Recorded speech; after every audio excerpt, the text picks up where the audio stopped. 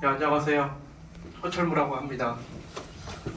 예, 공동 캠프에는 제가 참 오랜만에 온 것 같습니다. 저는 주로 이제 뭐 박사님들하고 많이 상대하고 기업 대표님들하고 많이 관계하고 있고, 특히 이제 벤처기업, 농업 벤처라든지 뭐 기타 벤처 관련해서 많이 활동을 하고 있는데, 오늘 우리 젊으신 대학생들 보니까 기분이 굉장히 좋습니다.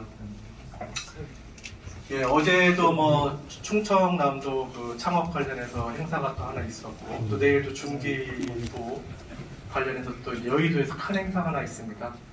그래서 그런 것들을 보면 전부 다 이제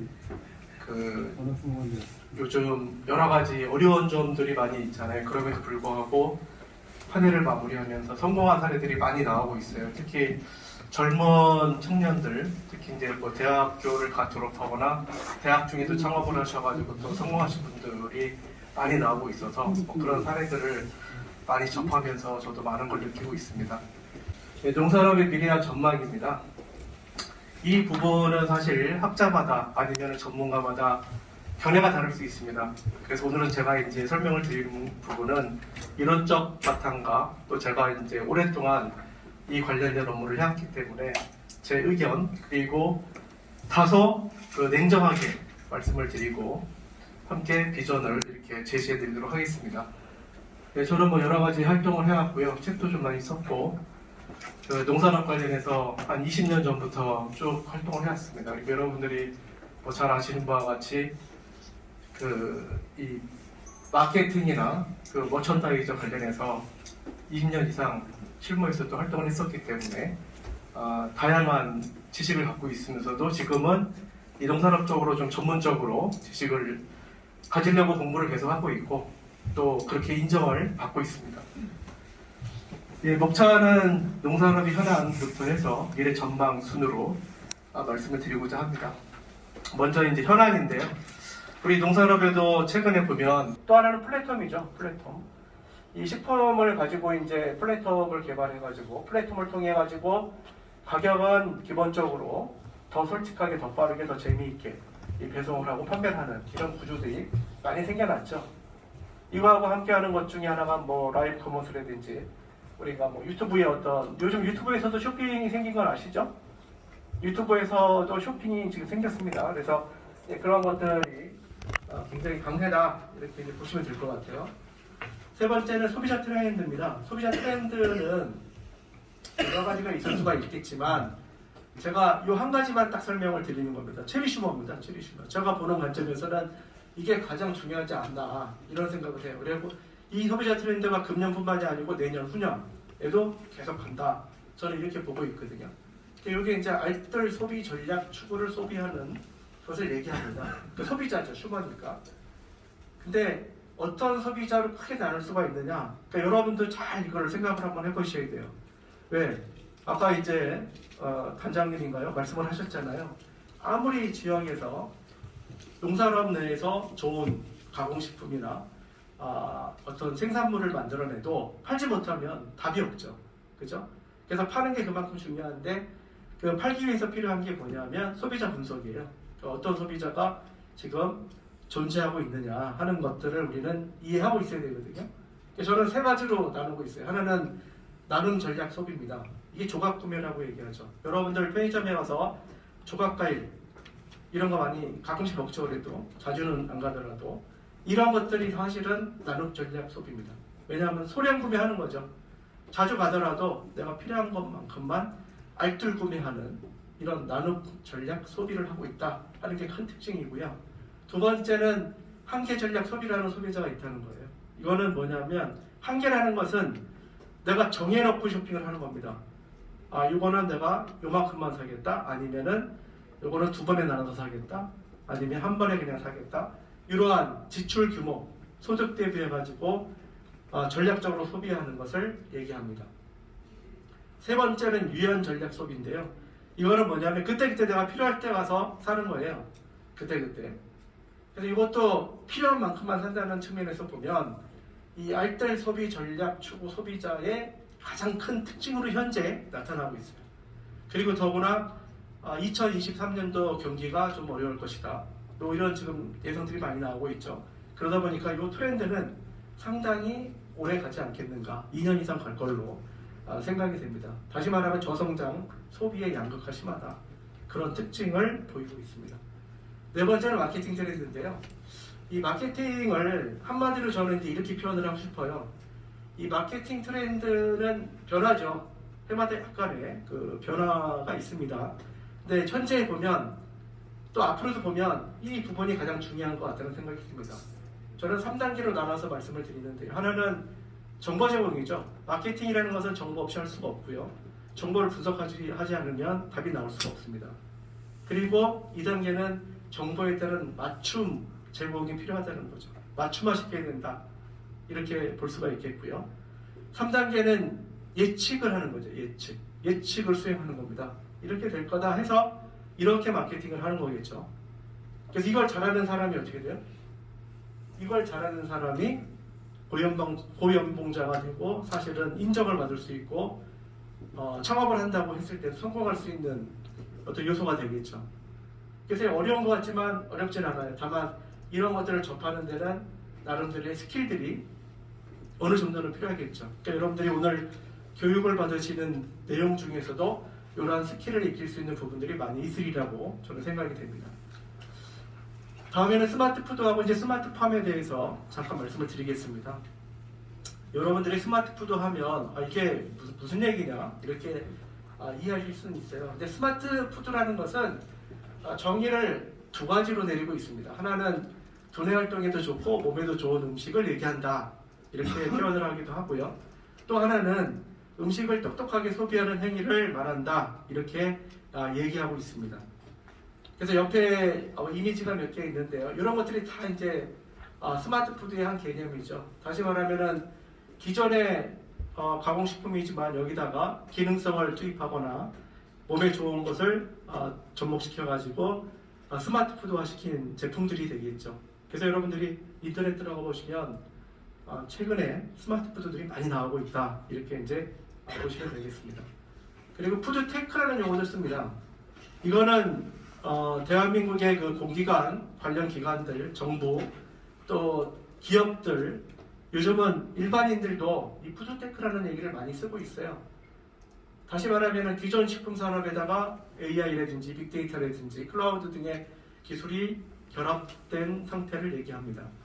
그래서 우리가 이 푸드텍이라는 게 푸드라고 보시면 안 되고, 이 푸드가 굉장히 범위가 넓어졌다, 이렇게 보시면 돼요. 우리가 농업이라고 요즘 얘기 안 합니다. 농산업 이렇게 얘기하잖아요. 우리가 논문을 쓰거나 아니면 뭔가 우리가 집필을 할 때도 요즘은 표현을 농산업이라는 용어가 많이 있어요. 왜냐하면 농업과 관련된 산업이 전방과 후방에 너무도 많아요. 그래서 그런 것들을 다 통틀어서 농산업 이렇게 얘기하는 겁니다.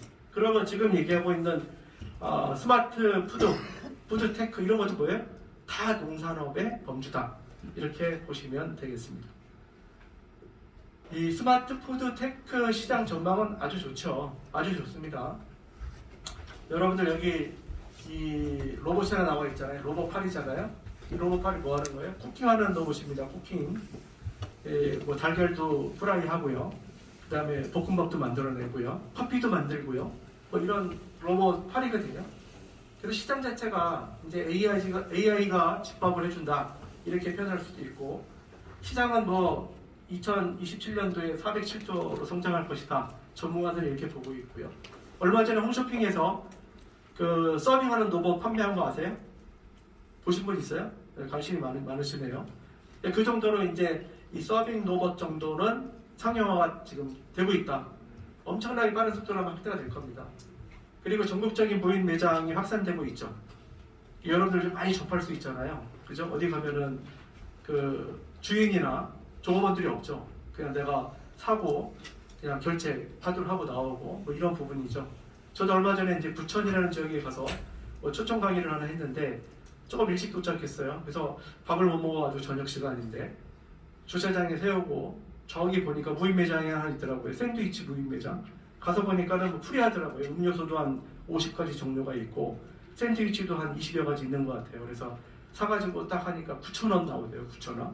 음료 2개 하고 샌드위치 하나 사니까 가격 자체가 싼 건 아니지만 어쨌든 그냥 넓지 않은 매장에 그러한 무인 매장이 굉장히 확산되고 있는 것을 알 수가 있었습니다. 그래서 어쨌든 이러한 상황으로 봤을 때 이 푸드테크 시장은 굉장히 빠르게 성장할 것이다, 확대될 것이다, 이렇게 내다보고 있습니다. 보시는 바와 같이 이 스마트 푸드테크 사례는 많이 있어요. 아닌데 이거는 일부만 제가 갖고 온 겁니다. 이건 뭐냐면 노봇 카페예요. 노봇 카페. 카페인데 노봇이 다 합니다. 물론 다 하는 건 아니에요. 일부 뭐 주문을 받고 갖다 서빙을 해주고 뭐 이 정도를 하고 있지만 이렇게 이제 가고 있고요. 치킨 조리 로봇이 있는 건 아시죠? 근데 이 로봇이 맛이 굉장히 좋습니다. 그리고 맛이 거의 똑같습니다. 매뉴얼대로 하기 때문에 맛이 똑같아 이거예요. 거의 당만 다른 거예요. 당만. 그래서 이런 것들이 굉장히 활성화되고 있고, 이거는 이제 그 치킨을 여러분들이 좋아하는데 이 튀길 때 이 기름 냄새를 오래 맡고 그러면은 인체에도 좋지 않잖아요. 그래서 그런 걸 봤을 때는 굉장히 이 부분도 가격은 물론 있습니다. 그렇지만 확대가 되지 않겠는가, 뭐 그런 생각을 해보고요. 지구인 컴퍼니의 뭐 대체육 뭐 이런 것들이 지금 많이 나와서 각광을 받고 있다, 이렇게 보시면 되겠습니다. 세 번째는 스마트팜의 이제 핵심 키워드들입니다. 우리가 농업과 기후변화, 농림축산식품부, ICT, K푸드, 농식품 수출, 이런 키워드들이 이렇게 쳐보면 우리가 네이버나 구글에 이렇게 쭉 구글링 해보면 이런 것들이 농산업에서 뜨는 분야구나, 핵심 키워드구나 하는 것을 알 수가 있어요. 그래서 우리가 여러분들이 이제 관련된 학과도 있고 뭐 그렇지 않을 수도 있겠지만 최근에 또 앞으로도 이러한 것들이 굉장히 각광을 받겠구나 하는 것들을 알 수 있는 대목이기도 합니다. 그리고 이 농산업 중에서 우리가 국내 농업의 역사가 있는데 그걸 다 설명드릴 수는 없고요. 중요한 부분이 이거예요. 과학영농. 농사를 짓는데 단순하게 농사를 지어서는 안 된다. 그러니까 땅 판다고 해서 우리 농업하시는 분들이 돈이 많이 되는 것도 아니잖아요. 그래서 이 과학영농 좀 체계적으로 기계화를 하든지 자동화를 하든지 효율을 높일 수 있는 방안으로 가기 위해서 정부에서는 많은 노력을 해왔습니다. 그게 1962년부터 이렇게 쭉 해온 거예요. 뭐 통일bio 개발, 여러분들 잘 들어보진 않았죠, 그죠? 이 식량이 부족할 때 우리나라가 이걸로 인해 가지고 식량이 좀 넉넉해지는 그런 상황이 됐던 사례가 있었습니다. 그다음에 비닐하우스 지금 많이 있죠, 많이 있는데 이게 80년도에 나왔고요. 유리온실 들어보셨죠? 유리온실이 1990년도에 전라남도 고흥에 먼저 들어왔죠. 먼저 들어오고 2000년대에 축산시설이라든지 시설원해라든지 ICT라는 게 접목되기 시작을 했습니다. 그리고 현재 보면은 시설농업, 이게 시설농업이 스마트팜이거든요. 그래서 이런 부분으로 굉장히 확대가 되면서 그 시설농업에서 생산된 농산물들이 해외로 수출되는 이러한 경향을 보이고 있다 하는 부분을 말씀을 드립니다. 이건 이제 스마트팜이라는 겁니다. 여러분들 많이 들어보셨죠? 스마트팜. 스마트팜이라는 것은 왜 요즘 각광을 받았냐 하면 사실은 사람이 많이 투입되지 않아도 노동 인력이 많이 들어가지 않아도 된다 하는 특징이 있었고요. 좀 농사라는 게 굉장히 수월하다 이런 측면들. 또 하나는 돈이 되는 거죠. 돈이 실제로 효과적으로 성과가 나오기 때문에 굉장히 관심들이 많은 분야 중에 하나입니다. 최근에 보면은 젊은 청년들이 대학생을 포함해서 이쪽에 많이 지금 뛰어들고 있습니다. 그러니까 제 제자분들도 지금 몇 명이 사실 이 스마트팜을 운영을 하고 있고요. 그래서 그런 측면들이 있다는 말씀을 드리는데 이 기술의 핵심은 이 세 가지입니다. 세 가지. 생육 환경의 유지 관리를 해준다. 환경 정보의 모니터링을 해준다. 그리고 자동 원격 제어를 할 수 있다. 그러니까 다시 말하면 외국 출장을 가도 스마트폰으로 이 시설들을 통제할 수가 있습니다. 그래서 이러한 특징이 있어서 보다 쉽게 우리가 이제 농업이라는 것을 할 수 있다. 근데 여기에는 사실은 굉장히 최첨단의 기술들이 다 접목이 돼 있는 겁니다. 그래서 이 부분이 농업이다 아니다 이렇게 판단하기도 어떻게 보면 어렵겠죠. 그러나 농업인 것은 분명하죠. 다만 농업에 이러한 기술들이 접목이 된 것뿐이다 이렇게 판단하시면 되겠습니다. 근데 스마트팜은 유망한데 다양하게 또 분야들이 있습니다. 그래서 뭐 기상 모니터링 예보, 농업용 로봇, 드론, 요즘 드론이 많이 사용이 되고 있죠. 뭐 국방에서도 쓰이고 있고 운송수단으로 택배용으로도 지금 뭐 쓰인다고 하는데 미국에서는 그걸 지금 시험적으로 운영하고 있습니다. 한국도 그걸 뭐 해보겠다고는 하는데 아직 하고 있지는 않습니다.